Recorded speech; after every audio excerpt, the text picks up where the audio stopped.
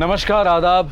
Crime petrol सतर्क के आज के इस एपिसोड में मैं अनूप सोनी आप सबका स्वागत करता हूं। किसी भी इंसान के लिए उसका घर, उसकी छोटी सी दुनिया, उसकी जिंदगी होती है। ये वो जगह होती है जहां इंसान अपने आप को सबसे ज्यादा सुरक्षित महसूस करता है, पर अक्सर ऐसे में हम खतरे को भांप नहीं पाते और जुर्म का शिकार हो जाते हैं।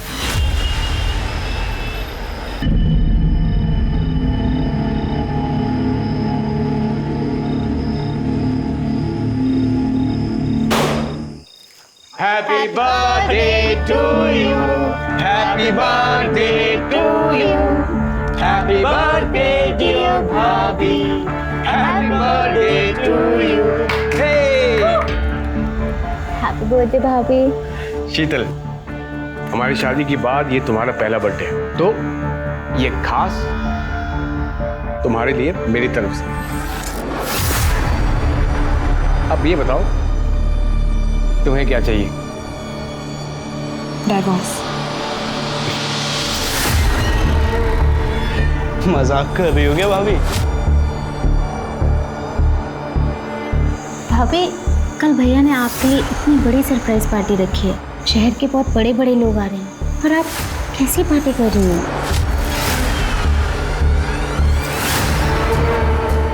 मुझे डाइवोर्स चाहिए, मतलब चाहिए। और अगर ऐसा नहीं हुआ तो आप सब जानते हैं कि मैं क्या कर सकती हूँ।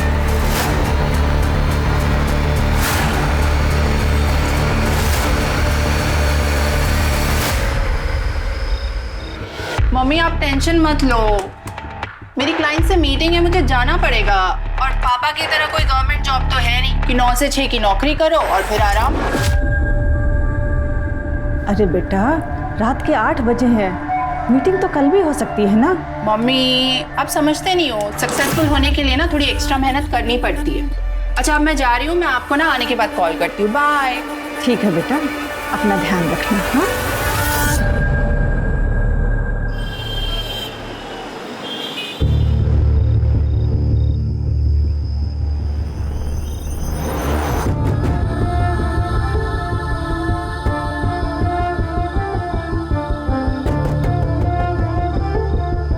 हाय, आई एम मनीष मित्तल।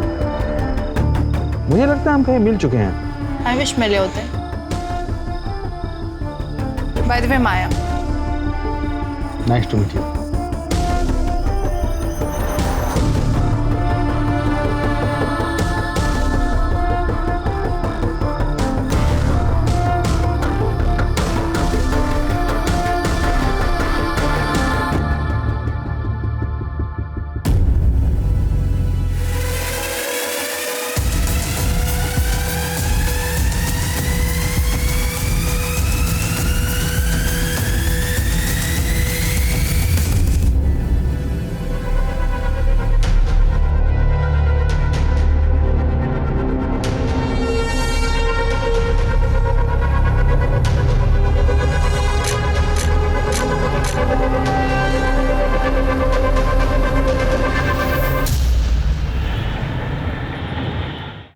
शीतल जी, मैंने आपकी केस हिस्ट्री और एविडेंस देख लिए हैं, but sorry to say it's not very strong. अब देखना है कि इस बेस पर हम आपकी तरफ से उनके खिलाफ कितना स्ट्रॉन्ग केस बना सकते हैं। विजय जी, मैं जानती हूँ इतना सब काफ़ी नहीं है, पर मुझे किसी भी हालात में डिवोर्स चाहिए। मैं बस उस कैद से छुटकारा चाहती हूँ, प्लीज़। ओके, कुछ करते हैं।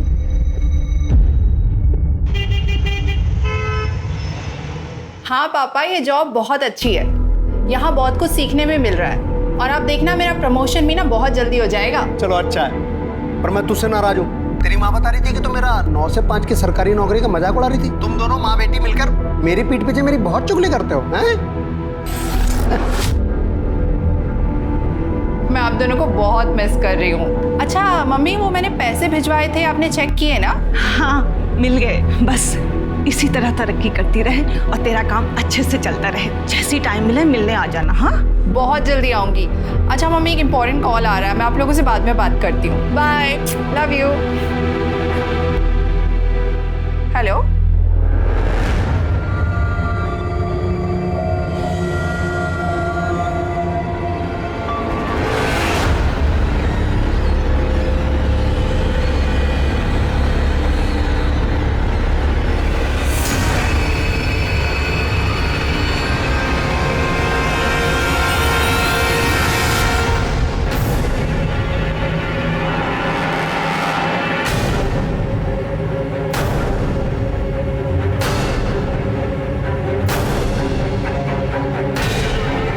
रघु,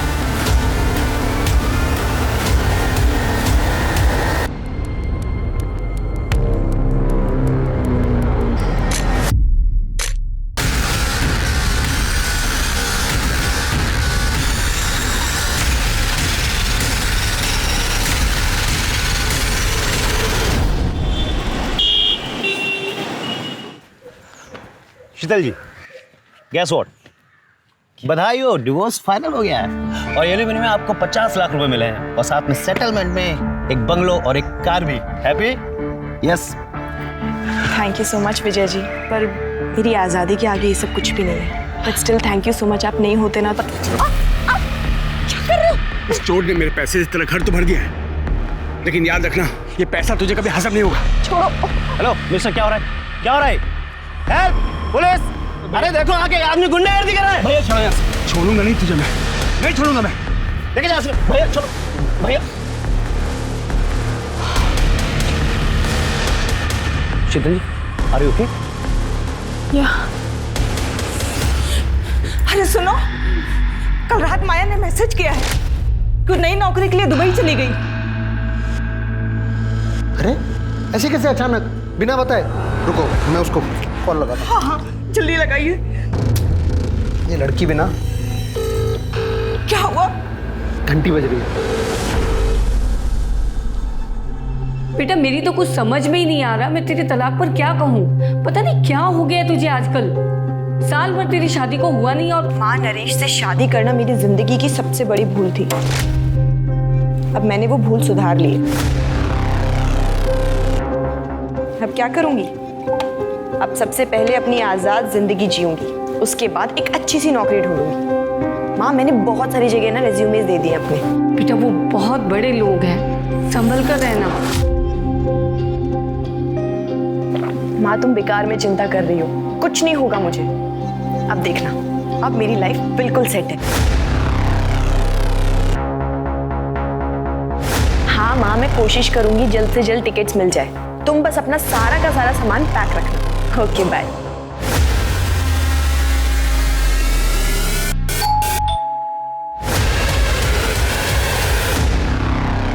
आपका पार्सल है। नहीं, पर मैंने कोई पार्सल मंगवाया ही नहीं है। आप शीतल लादा है ना? हाँ। तो फिर आपका ये पकड़िए इसको। अरे पर मैंने कोई पार्सल मंगाया ही नहीं है, तो मैं कैसे लूँ इसे? मेरे पास इतना टाइम नहीं है, पकड़िए इसको। अजीब जबरदस्ती है, नहीं मंगाया मैंने।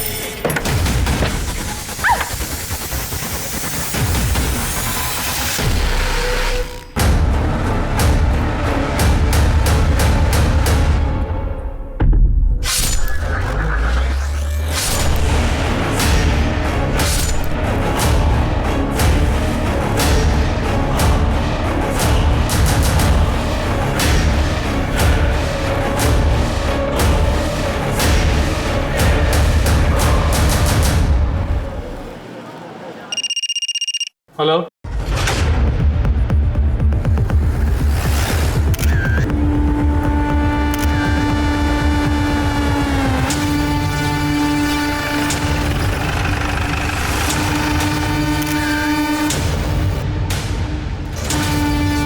सर पेट में चाकू से 3 बार वार किया गया। बाकी बॉडी में चोट या खरोच का कोई निशान नहीं मिला। सर सेक्सुअल असॉल्ट ऐसा कुछ नहीं लग रहा। चारों तरफ अच्छे से देखो।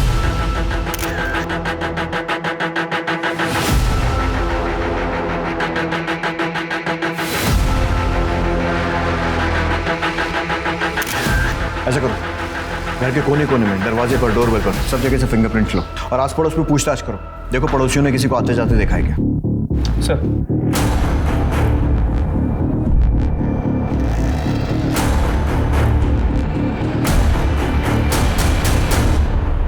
सर ठीक है। सर आप पड़ोस में एक औरत ने बताया कि मर्डर का पता चले कि कुछ टाइम पहले उसने एक कुरियर वाले को यहाँ आते हुए देखा। शक्ल देखी उसने?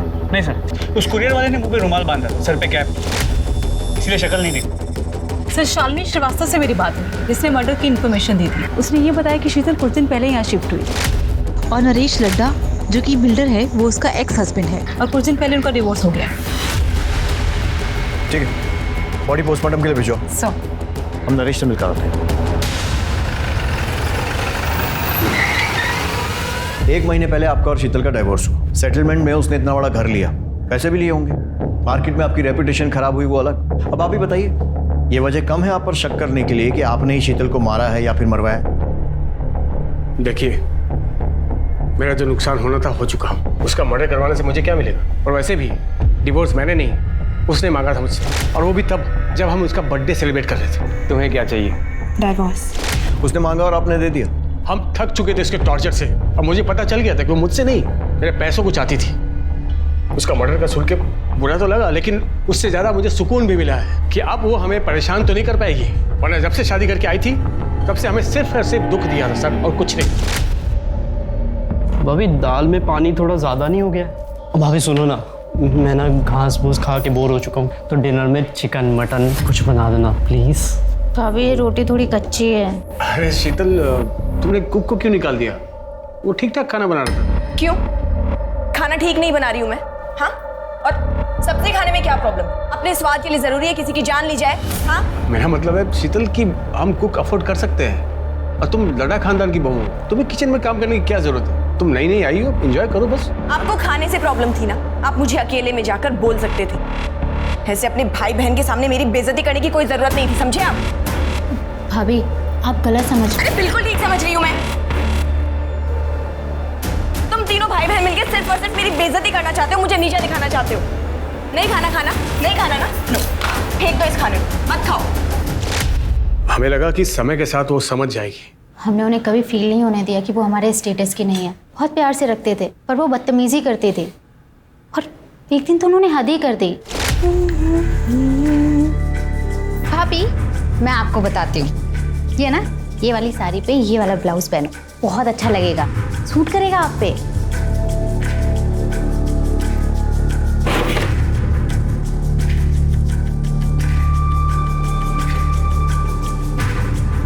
भाभी क्या कर रही हो आप?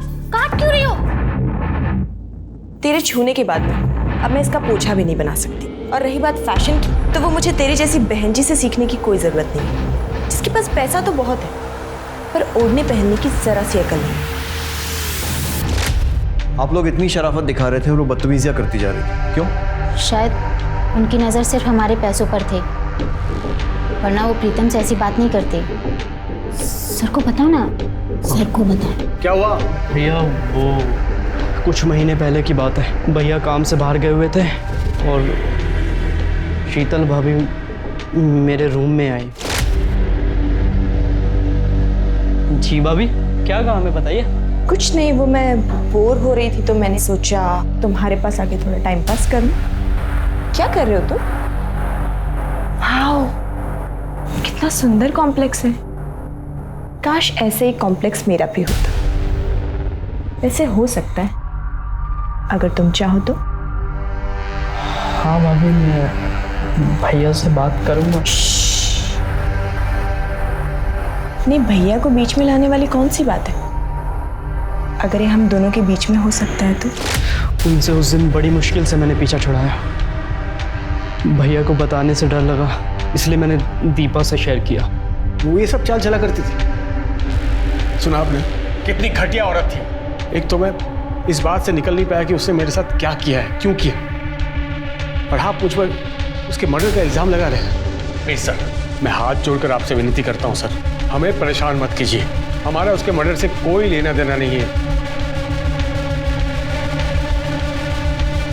सर अगर ये लद्दा फैमिली सच कह रही है तो शीतल बहुत ही मक्कार और धोखेबाज हो रहा है। मिश्रा, कितने लोगों को जानते हो जो सामने से अपनी गलती मानेगी? वैसे भी ये स्टोरी की एक ही साइड है, शीतल की साइड तो हमने सुनी नहीं है जो उसकी माँ हमें बताई। शीतल बहुत अच्छी लड़की थी और ये शादी भी उसने अपनी मर्जी से की थी। सब कुछ ठीक चल रहा था। मेरी समझ में आज तक ये बात नहीं आई कि उसने डिवोर्स क्यों ले लिया, क्यों ले लिया मतलब? उसने आपको नहीं बताया था? कहाँ बताया, कहाँ मिली वो मुझसे। हमेशा फोन पर ही बात होती थी और जब भी मैं उससे पूछती तो वो यही कहती थी कि वो जो कर रही है सब ठीक है, मिलूंगी तब बताऊंगी, लेकिन उसकी नौबत ही नहीं आई। उससे पहले ही वो मुझे छोड़कर चली गई। ठीक है, फिलहाल के लिए आप जा सकती हैं, जरूरत पड़ी तो आपसे फिर कांटेक्ट करेंगे। ठीक है सर।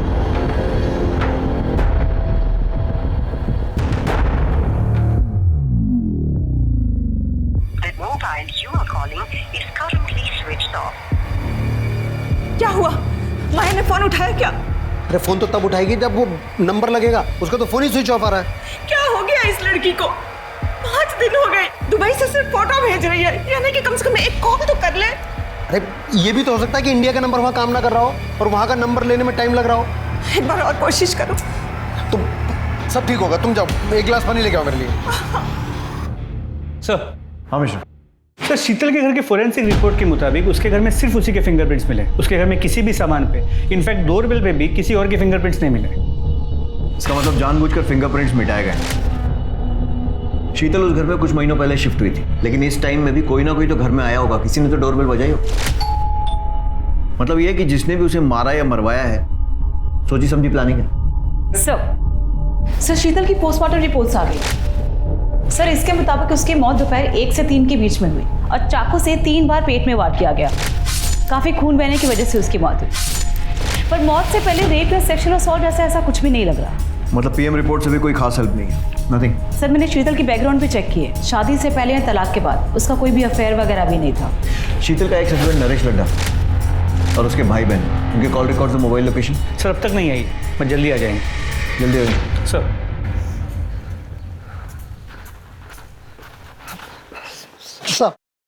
साहब हमारा नाम वीरेंद्र शर्मा है, हमारी पत्नी उर्मिला शर्मा सर। सर हम मेरठ से आए सर। सर हमारी बेटी माया शर्मा यहाँ दिल्ली में इस एरिया में रहती है सर। वो पिछले 1 हफ्ते से मिसिंग है सर, और अब तो फोन भी उसका ऑफ आ रहा है सर। घबराइए मत। सिंह सर, इनकी कंप्लेंट लिखो, लड़की की पूरी डिटेल्स लो और ऐसा ही राणा से बोलना जैसी आए तो फॉलो अप करेंगे। Okay sir. मेरी बेटी को ढूंढ दीजिए। आप फिक्र मत कीजिए, आप अपनी कंप्लेंट लिखवाइए, हम जल्द से जल्द उसे ढूंढने की कोशिश करें। सर, ये नरेश और उसके भाई बहन तीनों बहुत कमीने हैं, और मैं बात दावे से कह सकता हूँ कि शीतल के मर्डर में इन्हीं तीनों का हाथ है। क्योंकि सर, जिस दिन हम लोग केस जीते थे और नरेश को शीतल को घर, गाड़ी, बंगला सब देना पड़ा था, उस दिन नरेश ने शीतल को मेरे सामने ही धमकी दी। ये पैसा तुझे कभी हजम नहीं होगा, छोड़ूंगा नहीं तुझे, मैं नहीं छोड़ूंगा मैं। लेकिन नरेश का तो कहना है कि डिवोर्स उसने नहीं बल्कि शीतल ने मांगा था। हाँ सर, मांगा था, क्योंकि इन तीनों भाई बहन ने मिलकर शीतल का जीना हराम कर रखा था। सर, उसे इतना मजबूर कर दिया, क्या करती बेचारी वो। वकील हूँ सर, फैमिली कोर्ट में पति पत्नी के झगड़े सुनते आ रहा हूँ, मगर शीतल के केस को सुनकर मेरी भी रूह कांप गई थी। शादी होते ही नरेश ने सभी नौकरों को काम से निकाल दी। इतने बड़े घर का झाड़ू पोछा, साफ सफाई, खाना बनाना सब अकेली मैं ही करती थी, पर इतना भी काफी नहीं है उसके लिए। रोज मुझे परेशान करने के नए नए तरीके निकाल लेता है। और फिर एक दिन, ये क्या है? दाल है या पानी है? ये एक तो रोज रोज ये घास फूस खा के ना बोर हो चुका हूँ। अरे कुछ और नहीं बना सकते क्या?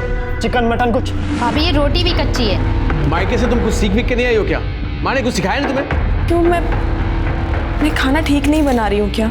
ये बनाया तुमने खाना? हाँ? और सब्जी खाने में क्या प्रॉब्लम है? जरूरी है अपने स्वाद के लिए किसी की जान ली जाए? आपको मेरे हाथ का खाना अच्छा नहीं लग रहा था तो आप मुझे अकेले में बोल देते।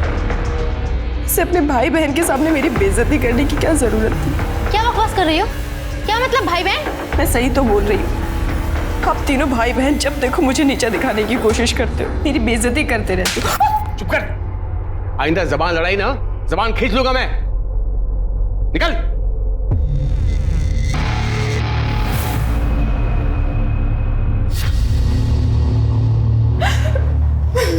अरे अरे भाभी, आप रो क्यों रही हो? अरे मैं कह रहा हूँ ना, चुप हो जाओ, चुप हो जाओ। ये क्या कर रहे हैं आप? हाथ हटाइए। अरे हाथ हटा? अरे मैं तो हाथ हटा दूंगा भाभी, पर भैया शाम को जिसको ला रहे हैं आपसे मिलाने, उसका हाथ कैसे हटाओगे? क्या नरेश, तुम अपना काम निकलवाने के लिए मुझे किसी ऑफिसर के साथ सोने के लिए बोल रहे हो? नरेश, बीवी हूं मैं तुम्हारी। चिल्ला मत, तुझे क्या लगा रे? मुझ जैसे बिल्डर ने तुझ जैसे गरीब से शादी बिहार में पागल होकर की है। तेरे पास ये शक्ल ये फिगर नहीं होती ना, तुझ जैसे को मैं घास भी नहीं डालता। अच्छा चल ठीक है, सुन ज़्यादा नाटक मत कर, जल्दी से तैयार हो जा। और सिर्फ आज याद रखना, मुझे उसे सिर्फ खुश करना है ताकि वो 50 करोड़ का कॉन्ट्रैक्ट मुझे दे दे। तो कुछ नहीं, समझी? सिंपल। नहीं, मैं ऐसा कुछ भी नहीं करने वाली। क्या बोली तुम? क्या बोली? भैया क्या कर रहे हो? क्या चाहते हो? ऑफिसर का मूड खराब हो जाए इसकी सूजी हुई शक्ल को देख के और कॉन्ट्रैक्ट हमारे हाथ से निकल जाए? समझा इसको, जल्दी से तैयार हो जाए, नहीं तो जान से जाएगी।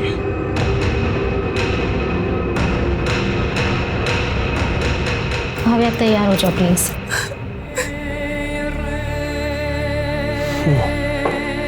पियो पियो ना मेरी जान, अरे पियो ना।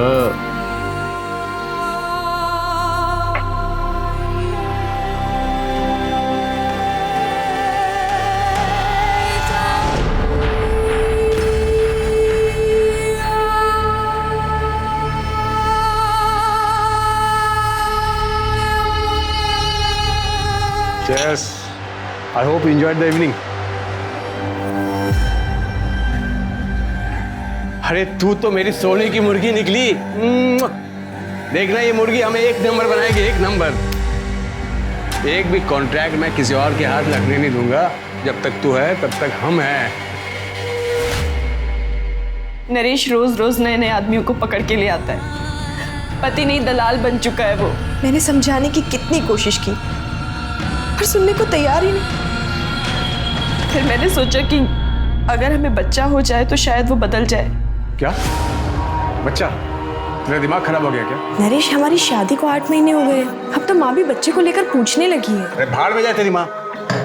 बच्चा पैदा करके तेरा फिगर नहीं खराब करना है। मुझे बच्चा नहीं, पैसा चाहिए, बिजनेस आगे बढ़ाना, समझी? पर नरेश मेरी चुप कर, आगे इस बारे में कुछ बात नहीं होगी।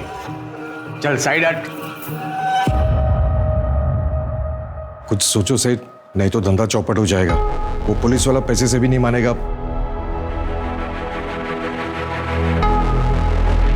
ठीक है, मैं कुछ करता हूँ। सुन, एक पुलिस वाले ने नाक पे दम कर रखा है, तुझे उसे खुश करना होगा। मैं ये सब और नहीं करूंगी, और अगर तुमने मेरे साथ जबरदस्ती करने की कोशिश की तो मैं पुलिस के पास चली जाऊंगी। क्या बोली? इतनी जल्दी क्या है? तुझे शाम को पुलिस वाले के पास ही भेज रहा हूं मैं। आराम से उसे बोल देना, लेकिन याद रखना तेरी माँ का क्या होगा? आधा घंटा नहीं लगेगा मुझे ऊपर पहुंचाने में, समझी?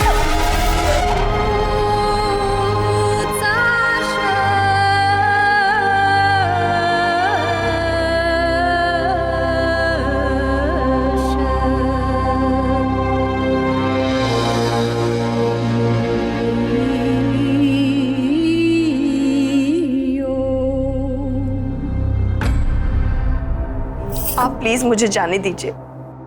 मैं ये सब अपनी मर्जी से नहीं करती हूँ। मेरा पति जबरदस्ती मुझसे करवाता है अपने बिजनेस के चक्कर में। आप पुलिस वाले हो ना, आप मेरी मजबूरी समझिए और प्लीज मेरी मदद कीजिए। अरे ड्यूटी पे भी जाना है, चल बिस्तर पे चल। नरेश साला कमीना है, लड़की का पैसा बचा लिया। चल। एक मिनट, मैं बस वॉशरूम जाकर आऊं प्लीज। अरे यार मूड खराब कर दिया, जल्दी जा और जल्दी आना।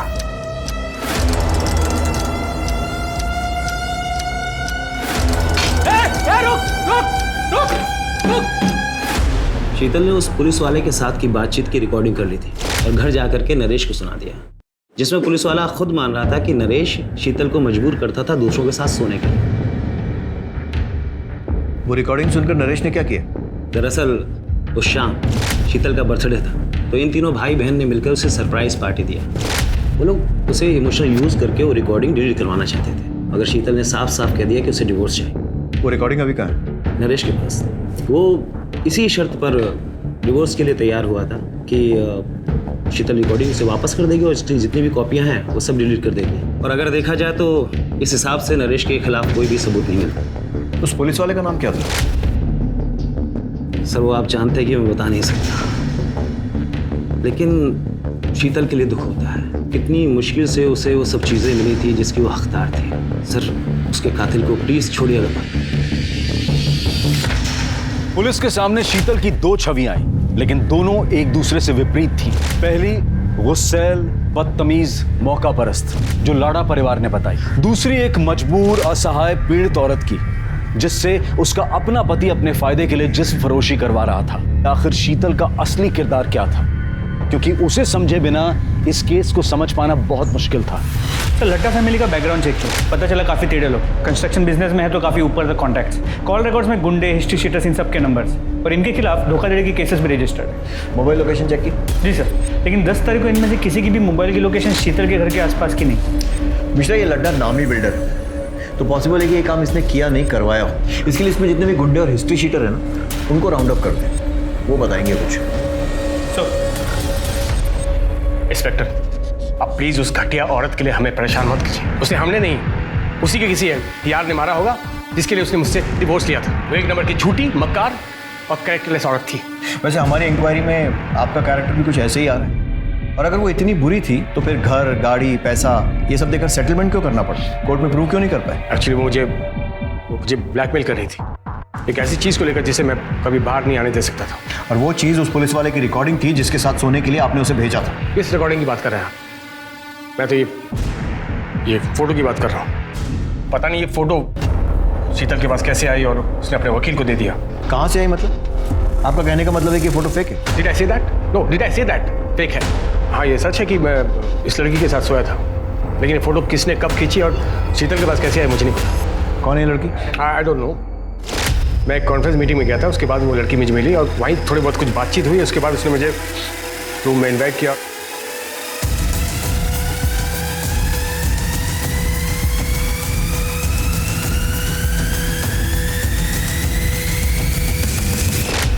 इस लड़की का कोई कांटेक्ट या एड्रेस?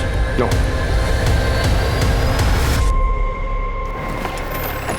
नरेश की बातों से एक अलग ही एंगल है। मतलब शीतल का वकील उसे जितना शरीफ बताने की कोशिश कर रहा है, शायद वो ऐसी है नहीं। मिश्रा, बात करो फोटो में वो लड़की कौन है? वो फोटो खींची किसने है और शीतल के पास वो फोटो किसने भेजी है ठीक उस वक्त जब डाइवोर्स की प्रोसीडिंग चल रही है? सर 2 दिन हो गए कंप्लेंट कराए हुए सर। सर हमारी बेटी अभी तक मिसिंग है सर। आपका केस तो ऐसा ही राणा देख रहा है। राणा कहाँ है? सर राणा साहब तो केस के सिलसिले में बाहर गए। आइए आप मेरे साथ, संभल के। एक मिनट दिखाइए।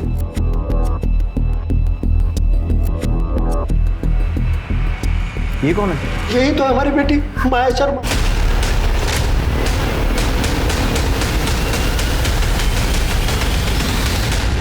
सर हमारी बेटी माया 7 तारीख को नई दिल्ली से दुबई गई थी नौकरी ज्वाइन करने के लिए। ये देखिए साहब, दुबई से फोटो भेजती है पर कॉल करते हैं तो उठाती नहीं है, कॉल बैक भी नहीं करती है। सर शुरू में तो 1-2 दिन हमने इंतजार किया कि फ़ोन करेगी, पर बाद में तो उसका फ़ोन भी स्विच ऑफ हो गया। फिर हम लोग मेरठ पुलिस के पास गए, उनसे कहा तो उन्होंने कहा कि हाँ आप लोग दिल्ली जाइए, क्योंकि वो माया दिल्ली में ही रहती थी।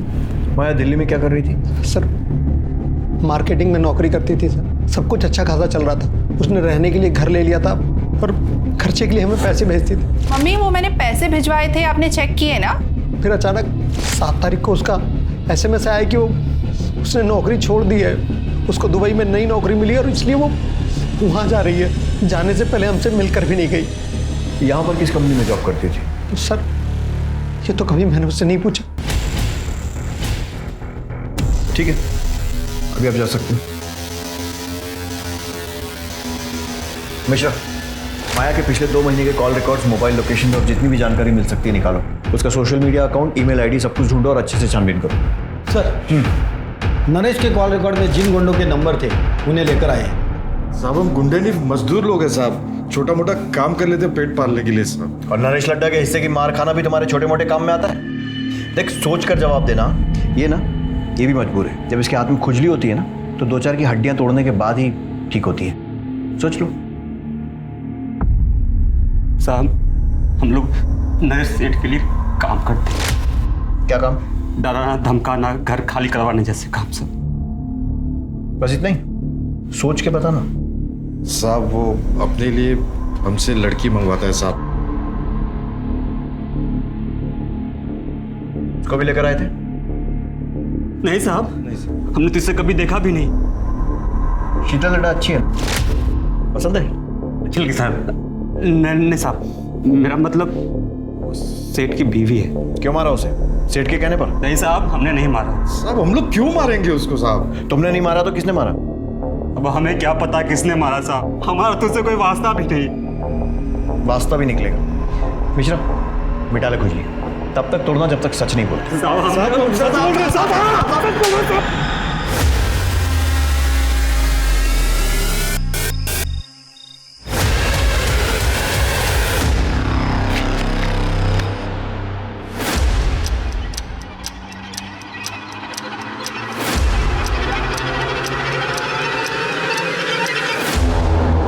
सर, माया ने 7 तारीख को दोपहर 2 बजे की दुबई जाने की फ्लाइट की टिकट निकाली थी और 7 तारीख की सुबह 10 बजे उसने ऑनलाइन चेक इन भी किया। मतलब वो सही में दुबई जा रही है? देख के तो ऐसा ही लगा, लेकिन ना वो एयरपोर्ट गई ना उसने फ्लाइट ली। टिकट लिया, ऑनलाइन चेक इन भी किया, तो फिर फ्लाइट क्यों छोड़ दी? हो सकता है लास्ट मिनट उसका मन बदल गया हो, या फिर किसी ने ज़बरदस्ती उसे जाने से रोका। लेकिन दोनों ही केसेस में वो दुबई वाले पिक्चर्स कहाँ से आए जो उसने अपने माँ बाप को भेजे? सर हमने पता किया, वो पिक्चर्स इंटरनेट से निकाली गई और उसके माँ बाप को इसलिए भेजा गया ताकि उन्हें यकीन हो कि माया दुबई में है। सारे पुलिस स्टेशन में माया की डिटेल्स भेजी? जी sir. Sir excuse me. Hello, PSA Mishra बोल रहा हूँ। ठीक है सर, फरीदाबाद के पास के जंगल में एक माया से मिलती जुलती बॉडी मिली। बॉडी काफ़ी सड़ चुकी है, तो आइडेंटिफाई करवाना होगा। माया के पेरेंट्स को बुलाओ, शिनाख्त।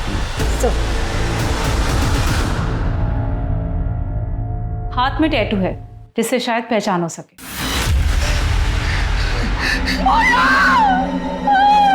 मेरे बच्चे। मम्मी देखो मैंने टैटू बनाया है। अरे ये क्या अनाप शनाप बना लिया है, कितने सुंदर हाथ थे तेरे। मम्मी आजकल का फैशन है, रहने तो आप समझोगे ही नहीं। कहाँ समझ पाएगी तू, ऐसे हमें छोड़कर चली जाएगी।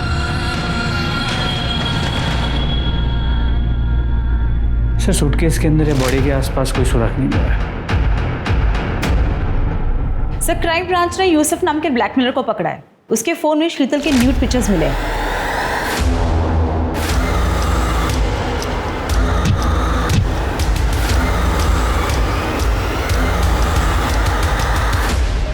सर ये फोटो मुझे प्रतिम ने सेंड किया था सर।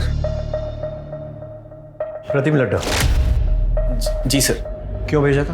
सर वो मैं online sex chat video racket चलाता हूँ सर, वहाँ मेरी एक लड़की को ये प्रतिम मिला था सर। सर जब हमने इसकी इंक्वायरी निकाली तो पता चला ये बहुत बड़ा आसामी सर, तो हमने इसे अपने जाल में फंसाया सर और इसको हमने ब्लैकमेल करना शुरू किया सर। फिर सर ये हमारा ATM बन गया था सर। सर मैं यूसुफ को रेगुलरली पैसे दे रहा था, एक बार पैसे नहीं दे पाया तो उसने बोला कि घर में किसी फीमेल की न्यूड पिक्चर सेंड करना, तो इसलिए मैंने एक बार शीतल भाभी की फ़ोटो खींची चुपके से। वो गमछा मैं जानबूझकर अपने साथ ले गया। मुझे लगा अगर भाभी ने मुझे देख लिया तो उनको लगे कि रघु था। एक ही फोटो भेजी थी और भी भेजी थी? सर एक और भेजी थी। अब जो पूछ रहा हूं ना उसका बिना पीटे सच सच जवाब देना। नरेश अपने बिजनेस के लिए और कॉन्ट्रैक्ट के लिए शीतल को दूसरे मर्दों के साथ सोने के लिए मजबूर करता था? शीतल भाभी अच्छी बहू थी, पर नरेश भाई ने कभी उनकी कदर नहीं करी। अपने फायदे के लिए उन्हें कितने लोगों के साथ सोने के लिए मजबूर करते थे। हमें पता था सर ये गलत है, पर उनकी हाँ में हाँ मिलानी पड़ती थी क्योंकि हम उन पे फाइनेंशियली डिपेंडेंट थे। मिश्रा, शीतल जैसी सीधी सादी लड़की बेचारी इस नरेश लड्ढा जैसे घटिया आदमी के चंगुल में फंस गई और वो कमीना बेबी खुला घूम रहा है। इसके ऊपर प्रोस्टिट्यूशन का केस बनाओ। इस नरेश लड्ढा को इसके किए की सजा मिलनी चाहिए। जी सर। शीतल की केस में तो हम आगे बढ़ रहे हैं, प्रोग्रेस भी हो रही है, लेकिन माया के केस में ना तो कोई ढंग का सस्पेक्ट मिल रहा है और ना ही कोई मोटिव मिल रहा है। सर क्या ये हो सकता है कि ये दोनों केसेस कनेक्टेड हो? सकता है। सर माया का फोन 9 तारीख को स्विच ऑफ हुआ। माया के कॉल रिकॉर्ड्स में 2 नंबर में, एक किसी अनिल नाम की फोटोग्राफर का है जिसकी पुरानी दिल्ली में फोटो स्टूडियो, और दूसरा नंबर फेक आईडी पे लिया गया जिसके साथ माया की अक्सर लंबी बातें हुआ करती। और सर वो नंबर 9 तारीख से स्विच ऑफ, अब तक ऑन नहीं हुआ। सर माया ने अपने कार्ड से 6 मार्च को एरोसिटी में एक होटल भी बुक किया था, और सर उसने अपने लैंडलॉर्ड को पूरे रेंट के पैसे देके वो रूम छोड़ दिया था, पर उसके लैंडलॉर्ड को उसके दुबई जाने की बात बिल्कुल पता नहीं थी। मतलब उसने दुबई का टिकट बुक कराया था, अपना रूम छोड़ा था, लेकिन शायद वो दुबई गई नहीं। जी सर। सबसे पहले तो इस फोटोग्राफर को उठाओ, पता करते हैं माया और इसका क्या कनेक्शन, और दूसरा ये फेक नंबर, उसकी जो भी इंफॉर्मेशन मिल सकती है, कहाँ से इशू हुआ, प्रीपेड है, पोस्टपेड है, सब कुछ पता करो। सर। आखिरकार माया की पोस्टमार्टम रिपोर्ट से पता चला कि माया को नींद की दवा दी गई थी और मौत गला दबाने की वजह से 7 तारीख की दोपहर को लगभग 12 से 3 के बीच हुई। जिस दिन माया दुबई जाने वाली थी, क्या कोई ऐसा था जो उसे दुबई नहीं जाने देना चाहता था, या कोई ऐसा जिसके राज माया के पास थे? बताता हूँ सर। नरेश और माया की फोटो मैंने माया के कहने पे खींची थी, और भी बहुत सारे लोगों के साथ उनकी फोटो मैंने खींची थी। जिसके साथ जैसी भी तस्वीरें खींची है ना, सब पुलिस स्टेशन में जमा कर। एक बात बता, ये काम माया खुद करती थी या किसी के कहने पर? खुद ही करती थी साहब, खुद ही कॉल करती थी, खुद ही सारी डीलिंग करती थी। और पेमेंट? पेमेंट कैश में होती थी, वो खुद ही करती थी, और कभी कभार महेश नाम का आदमी आता था, वो पेमेंट करने के बाद माया से मेरी बात करा देता था। माया के कॉल रिकॉर्ड में महेश को ढूंढो।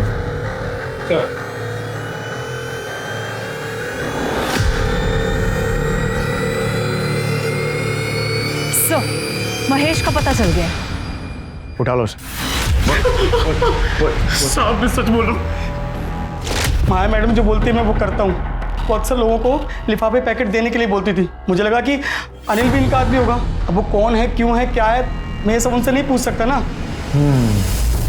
तू तो कुत्ते जैसा वफादार आदमी है ना। देख, माया का मर्डर हो गया है, अभी अगर मुंह नहीं खोलेगा ना तो लंबा अंदर जाएगा तू। तेरे फोन रिकॉर्ड्स, कॉल लोकेशन सब निकाल लिए हमने, जिससे क्लियर है कि 6 तारीख को तू माया के होटल गया था, और बाद में भी होटल के आसपास ही था, और अगले दिन होटल से एयरपोर्ट की तरफ भी गया था जब माया दुबई जाने के लिए एयरपोर्ट निकली थी। साहब मुझे क्यों फंसा रहे हो? मैं तो जो साहब बोलते थे वो करता था। तो मैं भी तो वही पूछ रहा हूँ ना, क्या किया तूने? 6 मार्च की शाम को माया मैडम को होटल पर ड्रॉप किया था। तो जब माया को ड्रॉप किया था वो अकेली थी? हाँ सर। उसके साथ कोई सामान वगैरह था? नहीं साहब, खाली हाथ में पर्स था बस। फिर मैंने शाम को साहब को होटल ड्रॉप किया और गाड़ी वहीं छोड़ के अपने एक दोस्त के पास रहने चला गया।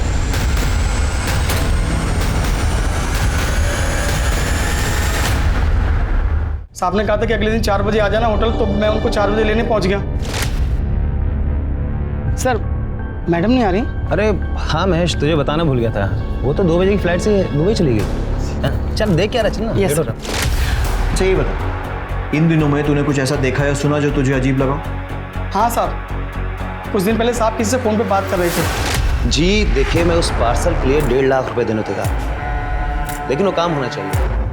हाँ जी, काम की मुझे गारंटी चाहिए। पर साहब इतने पैसे उन्होंने मुझे देके कहीं भेजा नहीं। पार्सल क्या था? वो नहीं पता साहब। कब की बात है? सब 10 मार्च की, जब मैं गाड़ी की चाबी लेने गया था। 10 मार्च के आसपास के विजय माशरी के सारे कॉल रिकॉर्ड्स और मोबाइल लोकेशन निकाले।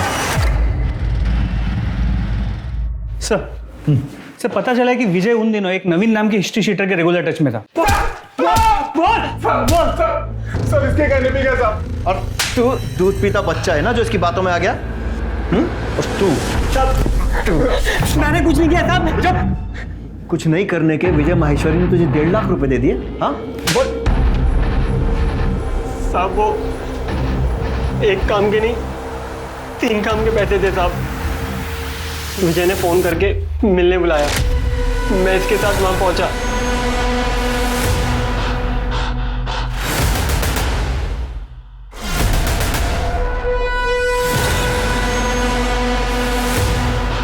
मर गई क्या? नींद की दवा देकर बेहोश किया, मारने का काम तेरा।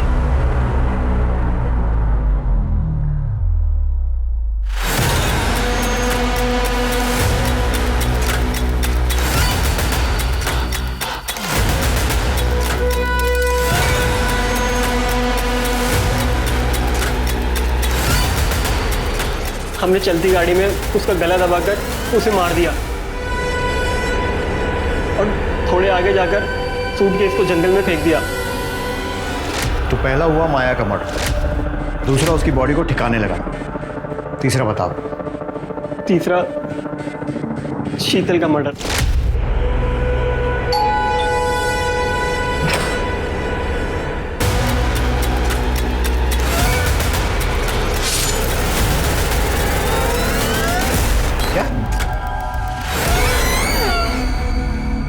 तो कैसी लगी मेरी प्लानिंग? मोटिव समझ नहीं आया, क्यों किया? माया से पीछे छुड़ाने के लिए। दरअसल क्या होता है कि जो ये डिवोर्स केस होता है ना, इसमें हम लोग क्लाइंट को ज़्यादा एलिमनी दिलाने के लिए उन्हें नंबर 2 के तरीके से करते हैं, उन्हें कन्विंस करते हैं। उसके बाद इन सब नंबर 2 के तरीकों से ही तो पैसे मिलते हैं ज़्यादा, वरना आप भी जानते हैं कि डिवोर्स के केस में कहाँ इतने पैसे मिलते हैं। और माया वो अपनी मर्जी से काम करती है। अरे नहीं साहब, इतनी आसानी से कौन तैयार होता है। बोला मैंने कि ये सब करने में परेशानी क्या है, किसी के साथ सोना थोड़ी। उसको ब्रेन वॉश किया, समझाया उसको, तब जाके मानी। और हाँ, शादी की झांसा भी दी। लेकिन उसके बाद एक दिन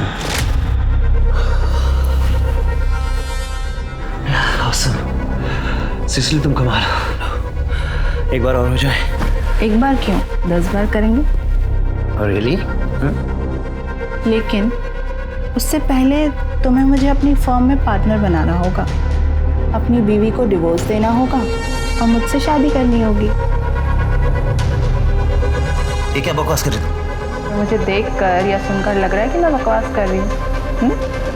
शुरू में मुझे लगा कि भूल जाएगी, मगर नहीं साहब, वो तो पीछे पड़ के रह गई। फिर मुझे लगा कि इसका कुछ ना कुछ तो इलाज करना पड़ेगा। तभी सडनली मुझे शीतल के केस से एक आइडिया मिला और मैंने डबल गेम खेला। मैंने माया को नरेश के पास ये कह के भेजा कि इस केस से ना हमें बहुत पैसे मिलने वाले हैं, और इतने पैसे कि हम उस पैसे से अपनी नई जिंदगी शुरू कर सकते। और उसके बाद मैंने अनिल से माया और नरेश की फोटो खिंचवा ली, और उन फोटो से मैंने शीतल को घर, पैसा, गाड़ी सब दिलवाया। इतना तो मैंने भी एक्सपेक्ट नहीं किया था, तो मैंने भी अपनी फीस बढ़ा दी, जिसकी वजह से मेरे और शीतल में झगड़ा हुआ और उसने मुझे पुलिस की धमकी तक दे डाली।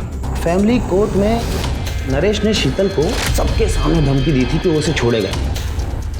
इसी बात का मैंने फ़ायदा उठाया और एक साथ दोनों को ख़त्म करने का प्लान किया, ताकि दोनों केस में नरेश का नाम आए और वो फंस जाए।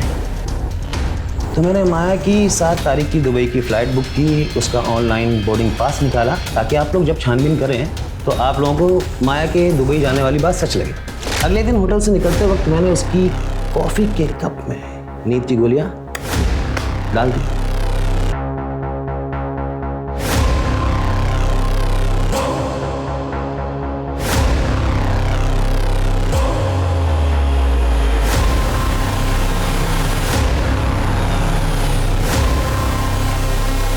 मैंने माया का फ़ोन अपने पास ही रख लिया था। एक रात पहले ही उसके घर वालों को मैंने मैसेज कर दिया कि मैं दुबई जा रही हूँ नौकरी के सिलसिले में, और 2 दिन तक दुबई की फ़ोटो भेजता रहा। उसके 2 दिन बाद मैंने उसके फ़ोन को तोड़ के फेंक दिया। माया और शीतल के मर्डर केस में चार्जशीट फाइल करो, और ध्यान रहे कि फांसी नहीं तो कम से कम उम्र कैद तो होनी चाहिए। इंस्पेक्टर, आप भूल रहे हैं कि मैं एक वकील हूँ, मैं कोई ना कोई दंड फंद लगा करके बाहर निकल जाऊंगा। ये केस इंसान की हैवानियत का एक जीता जागता उदाहरण है। शीतल एक सीधी सादी जिंदगी चाहती थी, जबकि नरेश, विजय और माया ने पैसे के लालच में गलत रास्ता चुना। अब मैं अनूप सोनी आपसे विदा लेता हूं, फिर मुलाकात होगी क्राइम पेट्रोल सतर्क में एक और नए केस के साथ।